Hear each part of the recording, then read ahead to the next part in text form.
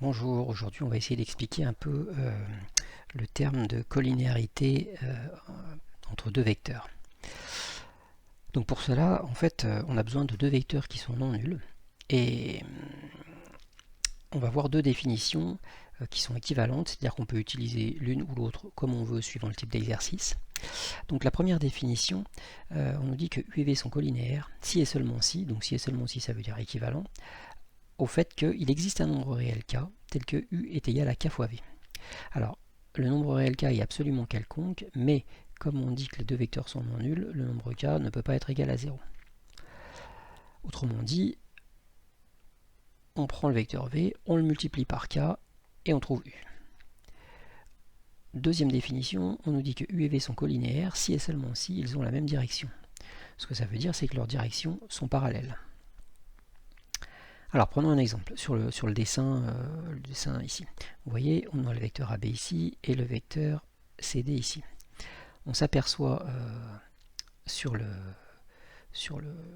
dessin en comptant tout bêtement les carreaux. Vous voyez, pour passer de A à B, je me déplace de 2 carreaux en abscisse et je descends d'un carreau en ordonnée.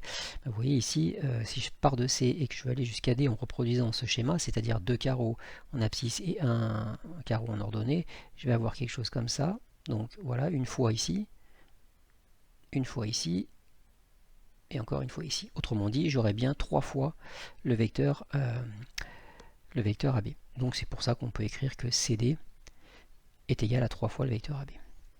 Le nombre k est égal à 3 et CD et AB sont collinéaires.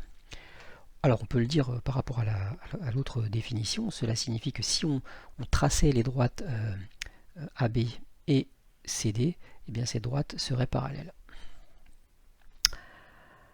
Voilà, alors on va essayer de trouver une propriété qui correspond aux coordonnées, puisque pour l'instant on n'a pas utilisé les coordonnées.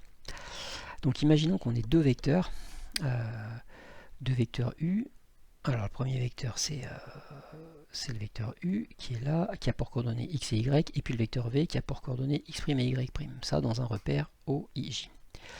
Donc on calcule le nombre x, y' moins y, x'. C'est-à-dire qu'on fait une espèce de produit en croix en partant de x vers y' moins y fois x'. Alors on fait ce calcul et ce nombre, on lui donne un nom, on appelle ça le déterminant de U et de V, et on le note det de UV.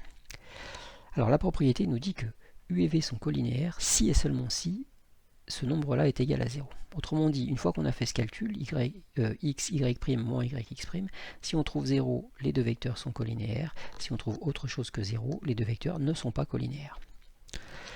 Alors on va essayer de voir comment ça marche en pratique. Alors, par exemple, on a deux vecteurs, U qui a pour coordonnées 5 et moins 3, et V qui a pour coordonnées moins 7 et 4, dans un repère. On veut savoir si ces deux vecteurs sont collinéaires. Donc on va calculer le déterminant de UV, c'est-à-dire qu'on va calculer 5 fois 4, moins 3 fois moins 7, donc 5 fois 4 moins 3 fois moins 7, ce qui donne 20 moins 21, donc moins 1, ça c'est différent de 0, donc les deux vecteurs ne sont pas collinéaires. Alors maintenant, on va essayer d'appliquer ces définitions pour savoir si trois points sont alignés. Alors pour ça, on a besoin d'une propriété. La propriété est la suivante. Trois points ABC sont alignés si et seulement si les vecteurs AB et AC sont collinéaires. Donc, on va essayer d'utiliser cette propriété sur un exercice. Donc on nous donne le dessin suivant. On a 3 points ABC et première question, on nous dit de lire les coordonnées de ABC donc sur le dessin. Donc pour le point A, moins 2, 3. Pour le point B, moins 5, 5. Et pour le point C, 4 et moins 1. Deuxième question, on nous dit de déterminer les coordonnées de AB et de AC. Donc là, par le calcul, donc on rappelle la formule, pour le vecteur AB, c'est xb moins xa, yb moins yk. Et donc on a moins 5 moins 2, et puis 5 moins 3. Et ce qui nous donne moins 3 et 2. De même pour AC, on trouve 6 et moins 4. Alors on peut vérifier sur le dessin qu'on a trouvé quelque chose de correct. Donc pour AB, on a trouvé moins 3 et 2. Donc qu'est-ce que ça veut dire? Ça veut dire que si on part de A, on a moins 3 en abscisse, 1, 2, 3, et 2 en ordonnée, 1, 2, c'est bon, on tombe sur B.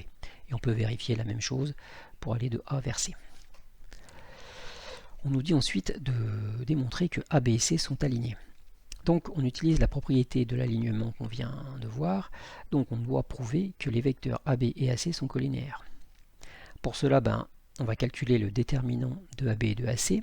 Donc on va faire moins 3 fois moins 4, moins 2 fois 6. Donc moins 3 fois moins 4, moins 2 fois 6. On trouve 12 moins 12, c'est-à-dire 0. On en déduit que les deux vecteurs AB et AC sont collinéaires, et donc AB et C sont alignés.